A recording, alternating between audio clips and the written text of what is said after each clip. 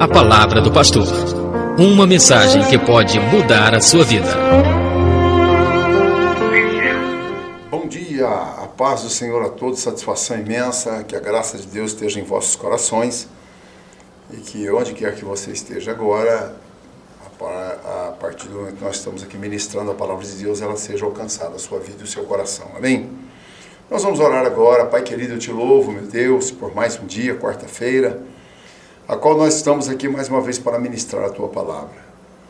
Ó Deus, onde quer que estejam os Teus filhos agora, no momento de descanso, almoçando, outros que ainda estão trabalhando, ó, a dona de casa que está no seu lar, aquele que está trabalhando no seu veículo, ó Deus, em nome de Jesus, estão pelas estradas e conseguiram nossa frequência, que abençoe essas pessoas. Também, ó Deus, aqueles que estão enfermos sejam curados para a glória do Teu nome, toda enfermidade seja banida, todo mal seja retirado da vida dos Teus filhos, ó Pai. Que a Tua presença seja real em nossas vidas e que nós possamos sentir a Tua presença. Um Deus a qual eu não vejo com os meus olhos, mas eu sinto com a minha alma, com o meu espírito, que Ele está vivo dentro de mim, que Ele está sobre nós. Então venha sobre nós, nessa cidade, cidades vizinhas, vai abençoando, abençoa esse rádio, abençoa aqui a pastora Sandra, abençoa o Elias, abençoa os demais que fazem parte deste rádio, ó Pai. Em nome de Jesus, que essa rádio seja abençoada e que esse canal possa levar muita vida às pessoas, com a palavra e com os louvores. No nome de Jesus, amém, amém. Muito bom. Nós vamos meditar na palavra de Deus e hoje eu quero falar sobre um fator interessante, que Deus, Ele é amor, mas porém também Ele é fogo consumidor. E em 1 Timóteo, capítulo 5, versículo 24, diz: os pecados de alguns homens são manifestos, precedendo o juízo, em alguns manifestam-se depois. Então, de certa forma, há uma mediatez de Deus na questão dos nossos erros. Ele diz que há pecados de alguns homens que são manifestos. Então, veja bem, não é que Deus quer te expor. Essa palavra que Paulo está dizendo que existem fatos que eu cometo errado e que Deus, Ele se manifesta aqui agora para que haja uma reconciliação, haja um arrependimento, haja uma tomada de caminho. E ele diz que depois existem alguns pecados que eles manifestam depois. Depois quando, pastor? Depois que você sair desta vida, onde você será julgado numa eternidade. Então, nem tudo que nós fazemos de errado, nem todos os nossos pecados, eles serão necessariamente expostos imediatamente aqui nesta vida. Bom, pense nisso. Então, se você está cometendo pecado, a palavra pecado significa errar o alvo, significa você está acertando no demônio, você está agradando o demônio. Acertar o alvo é você desagradar o diabo e acertar em Deus, agradar Deus.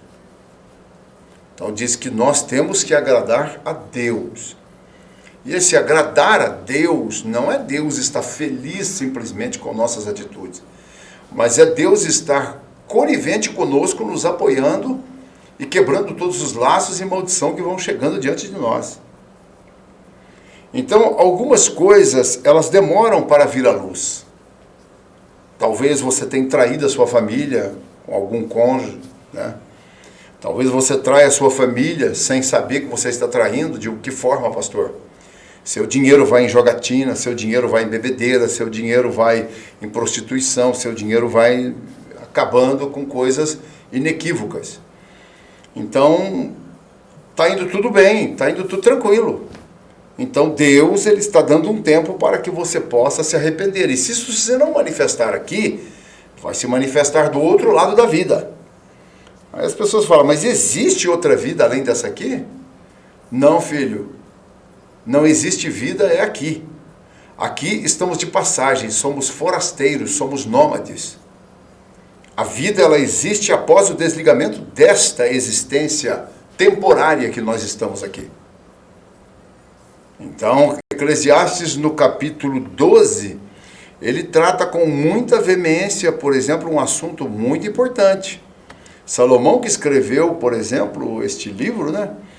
E ele fala claramente de algumas coisas que parece que nós não estamos preocupados com isso. Ou talvez algum fator religioso não te explicou esses processos. E Eclesiastes, por exemplo, ele trata com muita veemência das questões que estão reveladas tanto para o presente como para o futuro, né? Então, no livro de Eclesiastes, no capítulo 12, o versículo 1, ele fala: lembra-te também do teu Criador nos dias da tua mocidade, antes que venha os maus dias e chegue os anos dos quais venha dizer, não tenho neles contentamento. Cuidado, que Deus pode deixar você envelhecer, com seus atos pecaminosos arrepender. Porém, vai chegar o descontentamento. Depois ele diz no versículo 2, antes escureça o sol e a luz, e a lua, e as estrelas, torne a vir as nuvens depois da chuva. O que ele está dizendo aqui? Está dizendo que é o seguinte: os seus olhos serão fechados, você não verá mais o sol, você não verá mais a lua, as estrelas, e aí torna a vir a chuva. Torne vir a chuva. Tornem vir as nuvens e a chuva. E depois a chuva, ele está dizendo. Então ele está dizendo o seguinte, que depois que eu e você morrermos, que nós fecharmos os olhos, não vê mais dia, não vê mais noite, não vê estrela, não vê sol, e aí ficarmos descontentes, é importante que você ainda reconheça que há tempo.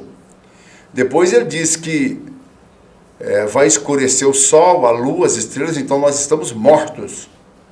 Já morremos. Esse é o capítulo 12 do versículo 2 que eu estou lendo. Agora eu vou ler o 3 para vocês, para ir fechando o que eu estou explicando. Eu estou te explicando o que está na Bíblia. Eu não estou aqui criando uma religião para você e nem criei uma nova religião. Alguém me diz, o senhor abriu uma nova religião aí, né, pastor? Não, não abri nova religião, coisa nenhuma. Eu estou dando seguimento ao que Jesus ensinou. Ele disse, ide pregai a toda criatura. Então eu estou continuando a pregar aquilo que Jesus ensinou para os apóstolos e que chegou até mim. Versículo 3. No dia em que tremerem os guardas da casa e se curvarem os homens fortes.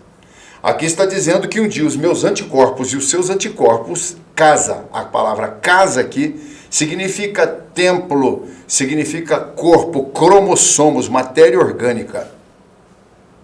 No dia em que tremerem os guardas da casa, os nossos anticorpos, eles deixarem de trabalhar. Aí, o que acontece? E se curvam os homens fortes. Então aí nós perecemos. E diz o seguinte, e cessarem os moedores, dentes, por já serem poucos. E se escurecerem os que olham pela janela, são os meus olhos e os seus, que já não estão enxergando muito bem. Eu estou usando óculos já, a coisa está caminhando. Vai caminhando, meu filho. O 4 diz, e as portas da rua se fecharem por causa do baixo ruído da moedura. Os seus dentes, por não nutrir mais, esmagar mais o alimento, vai meio inteiro para o organismo. Você vai perder o brilho dos olhos e você não vai mais escutar o ruído da moedura dos seus dentes. Você já não tem mais condição. E ele diz aqui, e se levantar as aves e todas as filhas da música se abaterem. Você está surdo, eu estou começando a ficar surdo, você surdo, porque a nossa idade vai chegando e nós vamos nos desfinhando. Quem escreveu isso é Salomão antes de Cristo, praticamente 900 anos. Então, meus filhos, diz o versículo 5, e também quando temerem o que está no alto, e houver espanto no caminho, e florescer a amendoeira, e o gafanhoto for um peso. Aqui ele está falando que o gafanhoto, assim como come uma planta, assim também as nossas infectologias, os nossos males, os nossos anticorpos enfraquecidos, como que se alguma bactéria começa, vírus, coronavírus, gripe, começa a nos desfinhar.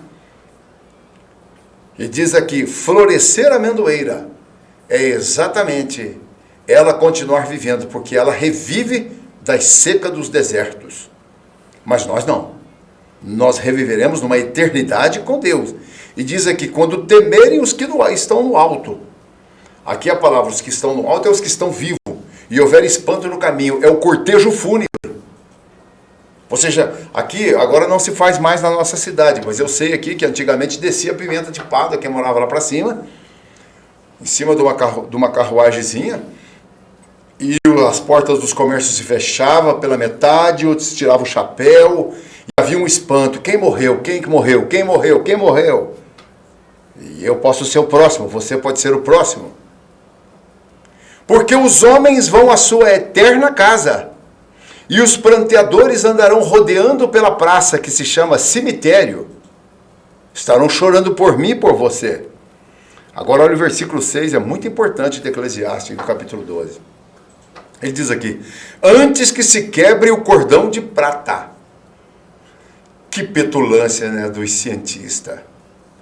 Coisa aí de mais ou menos, acho que, vou colocar um pouquinho mais, coisa aí de 8, 10 anos. Entra aí na Rede Globo e pergunta lá, você entra no Google lá e faz a pergunta, aonde o Fantástico apresentou que os cientistas descobriram que entre a vida e a morte há um fio de prata. Mas Salomão falou disso 900 anos antes de Cristo. Há 3.000, já estamos caminhando para quase 3.000 anos. Então, olha só, ele falou que antes que se rompa o cordão de prata, porque quando se quebra a existência da alma, é como se rompesse um fio de prata, e eu e você entramos para uma eternidade. E depois, e se quebre o copo de ouro. Você é uma pessoa que não gosta que ninguém mexa nas suas coisas, isso chama-se orgulho, isso é o seu copo de ouro. Você não quer que ninguém arranque o seu dinheiro, você é seguro miseravelmente e fica naquela segurança. Um trabalhador faz um trabalho para você, você chora na mão de obra desse coitado, você tem um orgulho, você tem uma avareza, é o copo de ouro. Diz que ele vai se quebrar com a morte. E depois aqui, se despedace a roda junto à fonte. Você já viu aquelas rodas que pulsa para poder bombear água?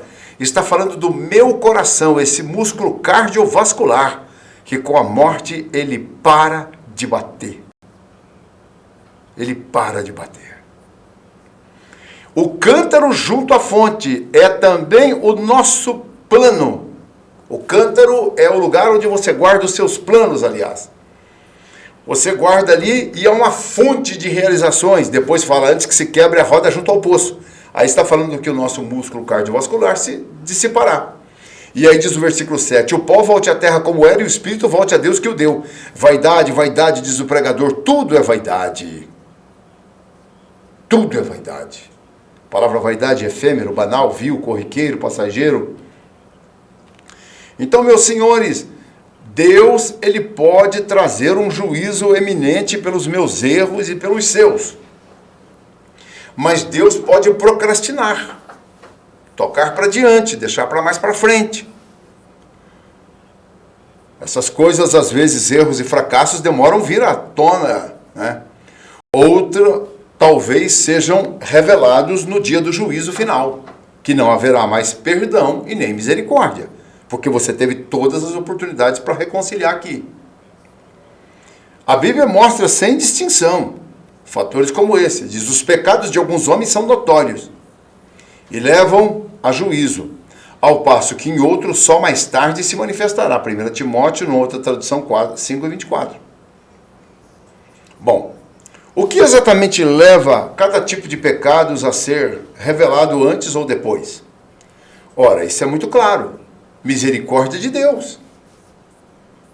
Mediante você, que é uma pessoa que conhece a Bíblia, mediante você, que tem um conhecimento da palavra, por que Deus não se revela agora? Ele se revela muito para os pecadores.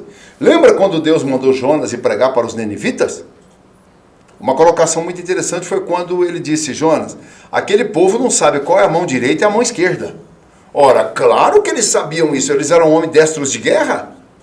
Claro que eles sabiam qual era a mão direita e esquerda. Deus não estava falando sobre braço. Deus estava falando sobre o certo e errado. Olha, aquele povo, eles não sabem o que é certo e o que é errado. Como eu sou um Deus de amor, eu quero que você vá lá pregar, explicar para eles se arrependerem. E não deu outra. Jonas não quis ir, mas depois acabou indo meio que na marra. O cara não foi de navio, não foi de pé, não foi de carroça, foi de peixe. Pela primeira vez encontra um cara viajando de peixe, né? E foi vomitado na praia e tal. Ah, fala nisso, entra no YouTube, você vai encontrar um homem lá que foi salvo, um peixe engoliu ele, eles tirar ele vivo, viu? Isso não é historinha de gibi, não, viu? Isso não é historinha de gibi, não, filho. Bom, então entendemos que cada tipo de ato pecaminoso na vida de uma pessoa vai muito do que ela conhece da palavra de Deus. Uma pessoa leiga, o ladrão daquela cruz, né? Aquele ladrão, ele conhecia a palavra. Ele estava sendo morto, exatamente executado, porque abandonou a palavra. Porém, bastou ele tomar uma decisão. Ele disse: Jesus, lembra de mim quando entrares no teu reino. Ora, como é que o cara sabia que Jesus tinha um reino? Ele conhecia a palavra. E o cara, se mais um pouquinho, ele teria entrado e o juízo seria na eternidade e não haveria mais reconciliação. Mas ainda bem que Jesus estava com ele ali na cruz. E Jesus disse: hoje estarás comigo. Olha que coisa abençoada. Então, pense numa retratação, de um reconhecimento dos seus atos pecaminosos. Lembre disso, hein? A soberania de Deus é magnífica. E Ele muito bem sabe fazer tudo para todos e para nós todos. É certo que tudo será julgado. Não há condição de não ser julgado. Tudo será julgado. Ainda que possa ocorrer em tempos distintos na vida das pessoas. Deus, ele tem um tempo, ele trata sobre um tempo. Muitas das vezes, um dos motivos pelos quais eu confio no juízo de Deus, que nem sempre ele é imediato, numa expectativa que muitas das vezes as pessoas querem, né? Uma pessoa fez mal para você, você recorre a Deus para Deus arrebentar aquela pessoa. Bom, presta atenção. Quando você, escute bem o que eu vou te falar aqui agora. Quando você passa por um problema com uma pessoa, se você fala assim: eu vou te deixar diante de Deus. Deus, ele é juízo. Agora, Jesus, ele disse que seria nosso advogado. Lá em João, no capítulo 2, versículo acho que 1, 2 e 3. Filhinho, essas coisas eu escrevo para que não pequeis. Se pecar, temos um advogado para com o Pai, Jesus Cristo justo. Ele é a propiciação dos nossos pecados. E não somente os nossos, mas de todo mundo. Então, quando você recorre a Deus contando que essa pessoa te fez mal, Deus primeiro vai julgar você, porque você está pedindo justiça. E você é uma pessoa justa para receber justiça divina? Então, Deus primeiro julgará você. Agora, quando você recorre a Jesus, reconhecendo que você é uma pessoa pecadora e dizendo: Jesus, eu passei por tudo isso, eu tenho meus erros, as minhas falhas. Jesus é mediador, ele é advogado. Ele te defende. Isso é uma coisa muito clara. Então, nós precisamos entender que muitas das vezes, muitas coisas estão ocultas às vezes de nós. E você, meu irmão, precisa ler a Bíblia, minha irmã, meu irmão. Não adianta você ir na igreja e fazer tudo errado. Não tinha essa musiquinha antigamente? Não adianta ir à igreja, rezar e fazer tudo errado. Tinha essa musiquinha, eu ouvi ela muito. Então, nós temos um exemplo muito interessante aqui, citado na Bíblia, por exemplo, o capítulo 2 de Apocalipse, no versículo 21, sobre a igreja de Tiatira. E fala de uma mulher lá chamada Jezabel. Ele diz aqui: dei-lhe tempo para que se arrependesse. E ela, todavia, não quer arrepender-se das suas prostituição. Eis que a prosto de cama, bem como em grande tribulação, e os que com ela adulteraram, caso não se arrependam das obras que ela incita. Matarei os seus filhos, e todas as igrejas conhecerão que eu sou aquele que sondo mentes e corações, e vos darei a cada um segundo as vossas obras. Claro que Deus aqui, tratando com a igreja de Tiatira, ele estava fazendo uma colocação muito clara da pessoa de Jezabel, que era uma mulher que matava os profetas de Deus e era uma prostituta, traiu o marido. Foi a mulher de Acabe, do rei Acabe. Tivemos esse problema lá no passado. Então aqui ele está dizendo que deu tempo para que ela se arrependesse. Todavia, ela não quer se arrepender das suas prostituições. Prostituição, a palavra prostituição, na questão social, lógica da língua portuguesa, é uma jovem solteira, livre, que ela negocia seu corpo em troca de prazeres.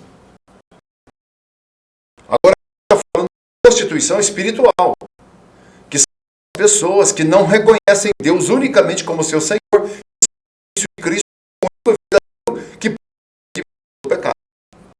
Então você as crianças reconhece alguma coisa fora disso, faz uma penitência,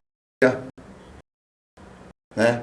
Você faz lá um pacto lá, você faz alguma coisa fora do contexto da palavra de Deus, isso chama-se prostituição espiritual.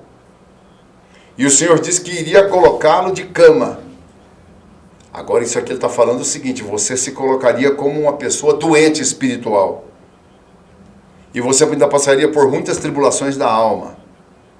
Principalmente aqueles que adulteraram. A palavra adulterar é você quebrar um pacto feito e realizado. O adultério é um pacto que você fez com uma pessoa.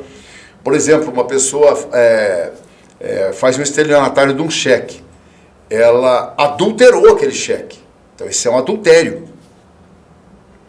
E agora ele vai ter que ser julgado por estelionatário. Parece que aí a última vez que eu vi aí o crime era 5 anos de cadeia, fechado. Regime fechado. Caso não arrependa das suas obras que ela incita e ela provocava. Então, fica atento aí, você que está provocando pecados por aí, filho. Você que está aí fazendo burburinho, murmuração, acendendo fogo no coração de pessoas. Fique esperto, isso aí é um adultério, meu filho. Fique esperto, hein?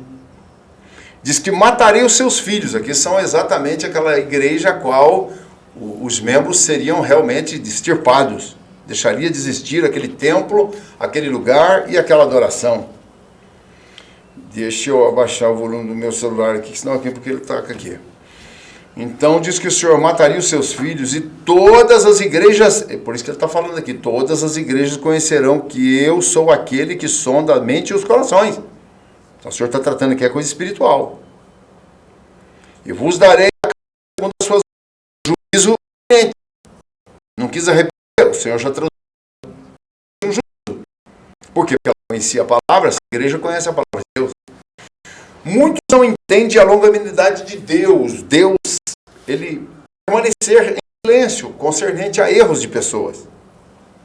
E não trazer a impunidade, e não trazer a punição para elas. Elas estão impunes. E você fica olhando e você fica revoltado. Acalma, meu filho. Acalma, quietinho. Vamos ler um texto aqui em Gênesis, capítulo 18, versículo 23. 3 versículos apenas. 4 versículos, aliás. E chegou-se Abraão dizendo, destruirás também o justo com o ímpio? Se porventura houver 50 justos na cidade, destruirá também, e não poupará o lugar por causa de 50 justos que estão dentro dela? Quando Deus foi destruir Sodoma e Gomorra, que o povo estava em pecado e devassidão, e talvez você, por não entender a Bíblia, você fala assim, nossa, mas Deus matou tanta gente, por quê? Então deixa eu te explicar um pouquinho melhor. Mais um pouquinho adiante você vai ver que Jesus ele esteve lá. Aquilo foi uma teofania. Aqueles anjos que apareceram em Sodoma e Gomorra e que eles tentaram forçar a porta da casa do sobrinho de Abraão, Ló, eles tentou forçar a porta. E quando eles forçou a porta, os cidadãos de Sodoma disseram que queria fazer sexo com Jesus. Eles tragam esses homens para fora que nós queremos possuir eles. Ló chegou a oferecer as filhas. E eles disseram que não, nós queremos esses homens. Em outras palavras, tem gente aí procurando ET para fazer sexo com eles. Vai acabar fazendo sexo com um demônio. Bom, quem já falou isso aí foi Raul Seixas. Ele disse que transou com Deus e lobisomem. A cabeça do camarada, né? Onde foi? Foi o ídolo do meu tempo. Eu curti as músicas daquele camarada. Então entenda uma coisa. A destruição de Sodoma e Gomorra não foi simplesmente pelo pecado cometido entre homens e homens, entre mulheres e mulheres, entre um processo sodômico. Não. O processo do juízo de Deus caiu quando eles quiseram possuir até a divindade de Jesus. E aí então, Abraão ele começa a lutar com Deus. O Senhor vai destruir isso aqui, o justo com o ímpio, estando juntos? Aí ele diz aqui o versículo de 25. Longe de ti, que faças tal coisa, que mates o justo com o ímpio, e que o justo seja como o ímpio. Longe de ti, não faria justiça e juízo de toda a terra? Então Abraão está aqui como desesperado. Deus, peraí, o senhor não pode fazer isso e tal. Aí Deus responde ele no versículo 26. Então disse o Senhor: se eu em Sodoma achar 50 justos dentro da cidade, pouparei todo lugar por causa do amor deles. Glorifique a Deus aí do outro lado, porque você talvez ainda não recebeu um juízo, e essa cidade, ou cidades, ou países, ou nações não receberam um juízo, porque a igreja ainda está aqui. Os santos redimidos ainda estão aqui. Que faz com que Deus não derrame o seu juízo sobre essa pecadora e maldita. E aqui também no capítulo 33, versículo 11, diz-lhes: tão certo como eu diz o Senhor Deus, não tenho prazer na morte do perverso, mas em que o perverso se converta ao seu caminho e viva. Olha Deus mostrando o seu amor e a sua misericórdia. Você tem Deus por tão injusto, né? Você tem Deus por tão avarento, por tão presunçoso. Quanto que Deus é tão longânimo, amoroso e magnífico. Convertei-vos, diz ele, convertei-vos dos vossos maus caminhos. Pois por que haveis de morrer, ó casa de Israel? E eles conheciam a palavra. Deus disse que antes de trazer o juízo, ele dá tempo para um arrependimento. Deus não é injusto não, meu filho. Deus não é injusto não. Em outras palavras, por que a polícia foi colocada? A polícia foi colocada para atuar aqueles que são infratores da lei, e foi colocado como uma segurança tentando te ajudar você não cometer crimes. Em outras palavras, Jesus colocou um grilo na cabeça de Pedro. O grilo que eu estou falando é o canto de um galo. Ele falou: antes que os galos cante 3 vezes, você vai me negar. Você imagina, hein? O que Deus fez? Deus disse assim: quando você pecar, depois que você ouvir o galo cantar, ele vai te despertar e você vai se arrepender de tudo que você fez. Eu vou te dar essa chance aí. Colocou um galo para cantar. Pedro, acho que o resto da vida ele sofreu de galofobia.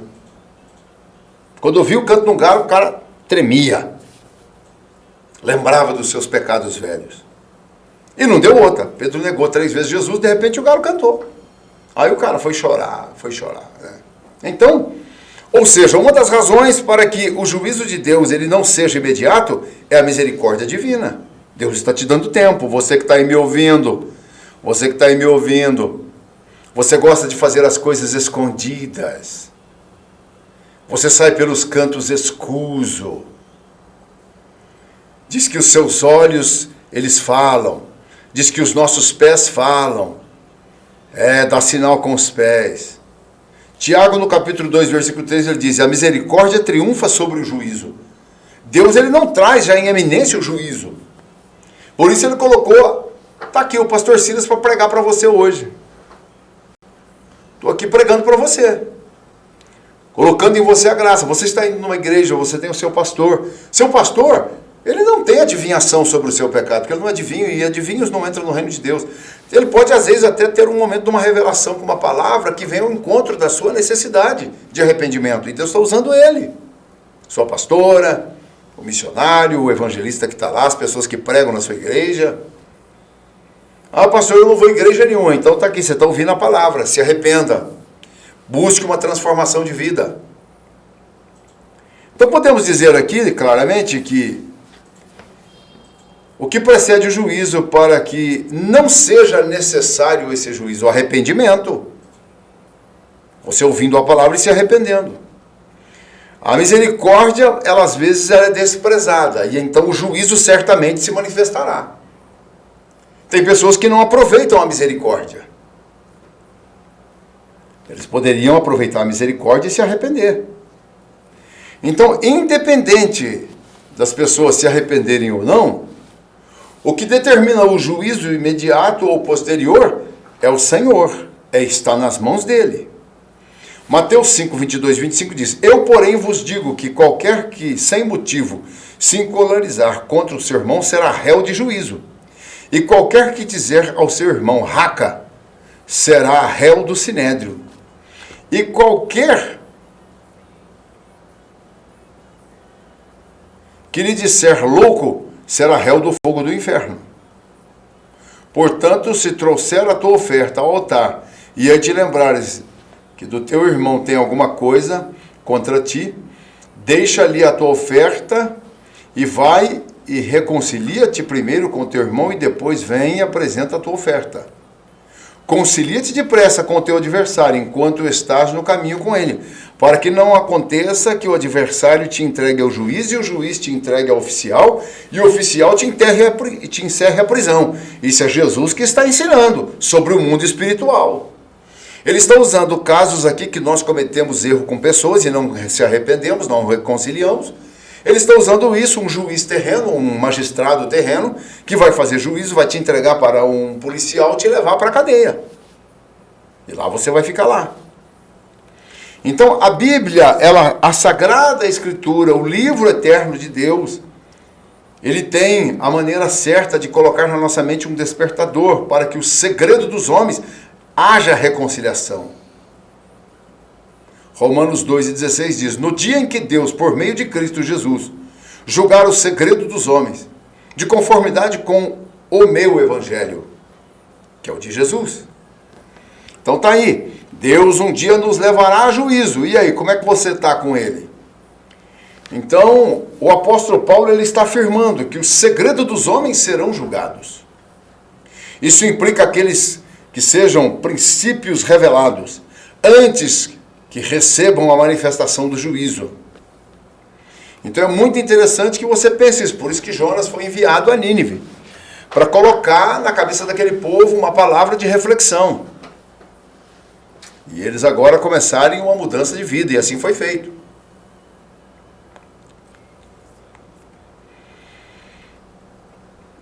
Olha, eu acho que antes de uma reputação, você deve primeiro manifestar o seu caráter. A sua reputação, no caso de fama, que as pessoas te reconhecem, mas e como é o seu caráter? Muitas pessoas, elas te honram pela posição que você está, mas sabe que o seu caráter está em reputação de jogo.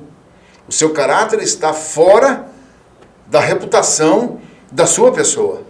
A posição que você está é sublime.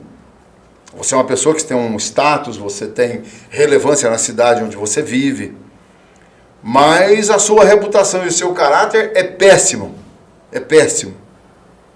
Então, aquilo que nós devemos ser aos olhos de Deus, mesmo que ninguém nos veja, como eu e você estamos diante de Deus. Você sabe o que significa a palavra privada? Que nós chamamos de banheiro. É um lugar privado. Como que você é nesse lugar privado?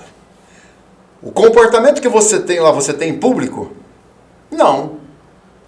Quando você é, ou você tem sido o que você é quando você é sozinho, quando você está sozinho. Então, quando você está sozinho, você é a pessoa que você é. Ah, ninguém está me vendo. Deixa eu cobiçar ali. Ah, ninguém está me vendo. Deixa eu mexer naquilo ali, deixa eu pegar aquilo ali. Então você é o que você é sozinho. Pense nisso, hein?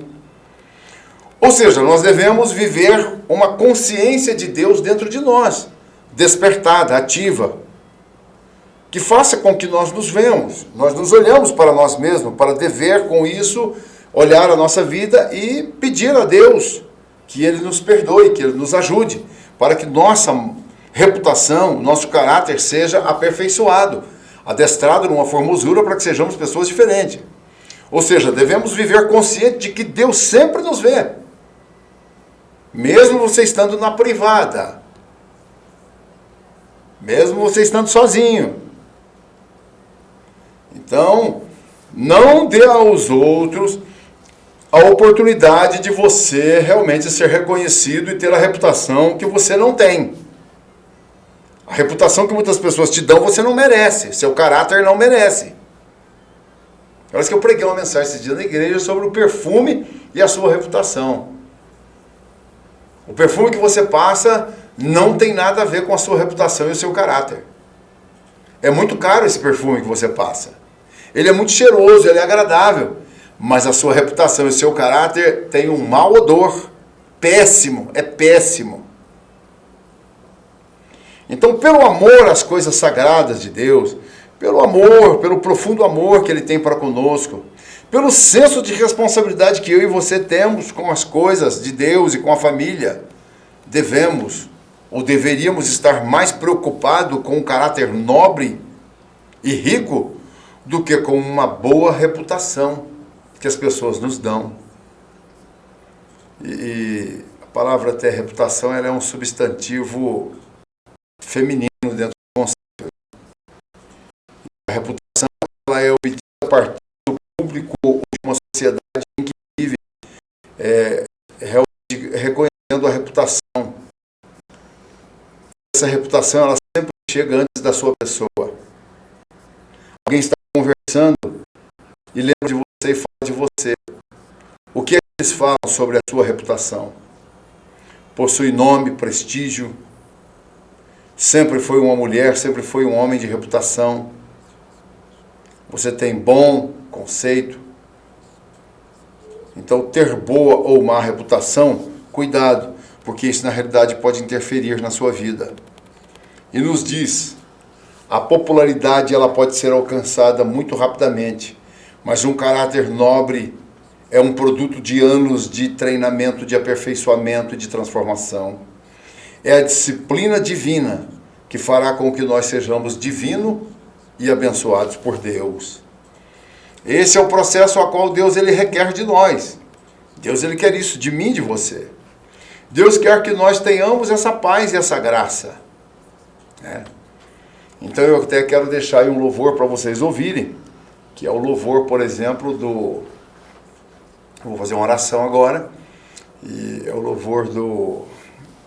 Aquele em forma de oração, que é do... Vou ver se eu lembro aqui, é o louvor do Armando Filho, aceita-me como sou, mas não fique como você era. O louvor é muito bonito, ele diz, me aceita como eu sou. E Deus não faz acepção de pessoas, Ele te aceita como você é. Porém, Ele vai trabalhar para que você seja uma pessoa transformada. E isso é maravilhoso. Então eu vou orar agora, praticamente está faltando aí, quantos minutos para terminar? 10 minutos. 10 minutinhos para terminar. Então eu já vou deixar aqui a minha oração pela sua vida. Esta é a palavra que Deus me deu para entregar a você neste dia, nessa quarta-feira. Hoje nós temos um culto de ensino na nossa comunidade, na nossa igreja, no nosso templo. Estaremos a igreja reunida naquele templo, naquele lugar. Que Deus te abençoe e Deus te dê graça. Pai querido, eu te louvo nesse momento, Senhor. Pela vida, pela existência e por poder aqui deixar esta palavra ao coração dos teus filhos. Ajudai-nos, Senhor, a sofrermos, Senhor, pela verdade, pela justiça e não sermos coniventes com o erro e o fracasso. Que a tua palavra venha nos ensinar a cada dia, a cada momento, e nós possamos fazer uma revisão completa de todos os nossos atos, e como uma versão condensada, Pai, nós apurarmos a nossa vida para ter uma qualidade de vida melhor. Cobre com teu sangue, com tua graça. Cobre com teu amor, em nome de Jesus eu te peço, para a glória do teu nome. Amém e amém.